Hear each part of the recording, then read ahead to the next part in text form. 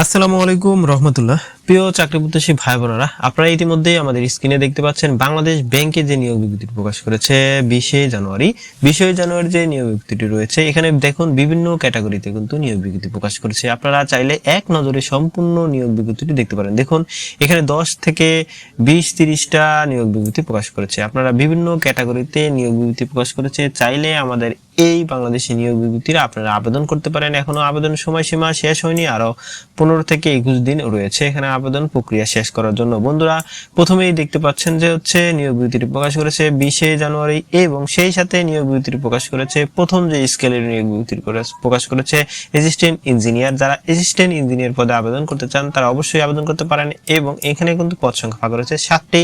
সেই সাথে আপনাকে বাংলাদেশ ব্যাংকের সোনালী ব্যাংক পিএলসি দুটি রয়েছে, এবং বেসিক ব্যাংক রয়েছে, বাংলাদেশ কৃষি ব্যাংক রয়েছে। এখানে আবেদনকারীর যোগ্যতা, শিক্ষাগত যোগ্যতা এখানে উল্লেখ করা হয়েছে, আপনারা চাইলে এখানে দেখতে পারেন। আর তারপরে রয়েছে 2 নম্বর সাব অ্যাসিস্ট্যান্ট ইঞ্জিনিয়ার। তার সাব অ্যাসিস্ট্যান্ট ইঞ্জিনিয়ার আপনাকে বেতন স্কেল কিন্তু ধরা হয়েছে 16,000 থেকে 38,680 টাকা পর্যন্ত। এখানে পদ সংখ্যা মাত্র একজন, তাও আবার নেবে সোনালী ব্যাংক পিএলসি তে। আপনাকে অবশ্যই জব আইডি গুলো উল্লেখ করতে হবে, কারণ জব আইডির মাধ্যমেই কিন্তু আপনি সেই পদটিতে আবেদন করতে পারবেন। এখানে আবেদন করার জন্য অবশ্যই সরকার অনুমোদিত কোনো পলিটেকনিক্যাল ইনস্টিটিউট হতে ডিপ্লোমা থাকতে হবে এবং উচ্চ মাধ্যমিক সার্টিফিকেট থাকতে হবে। তারপর রয়েছে sub assistant engineer. Sub assistant ইঞ্জিনিয়ারদের বেতন স্কেল একই রকম, এখানেও পদ সংখ্যা একটি, এবং সোনালী ব্যাংক পিএলসি তে আপনি চাকরি করতে পারবেন।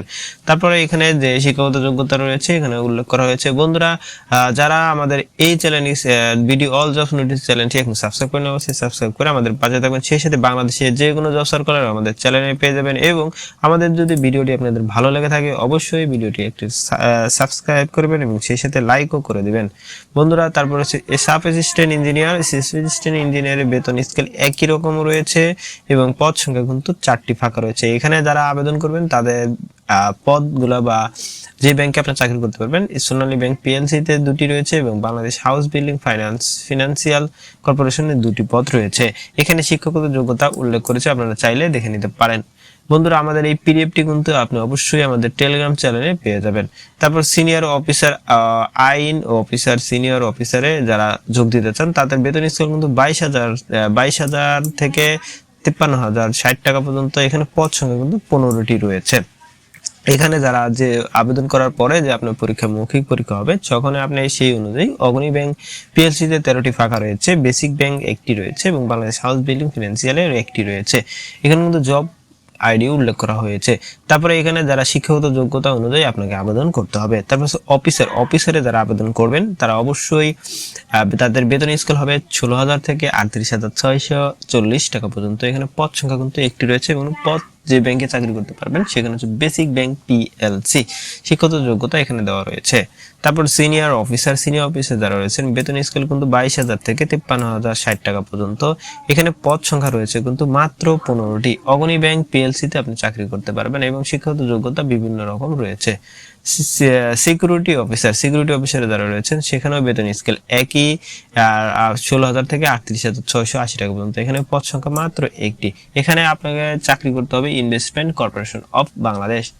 আর শিক্ষাগত যোগ্যতা বন্ধুরা, আপনার মাত্র বোর্ড হইতে মাধ্যমিক স্কুল সার্টিফিকেট বা পরীক্ষা সময় উত্তীর্ণ হতে হবে, এবং সেনাবাহিনী, পুলিশ বাহিনীতে ন্যূনতম 10 বছর চাকরি সহ অগ্নি সরঞ্জাম ব্যবহারে অভিজ্ঞতা থাকতে হবে। বন্ধুরা, এখানেই কিন্তু মাত্র এসএসসি পাশে আপনি আবেদন করতে পারবেন।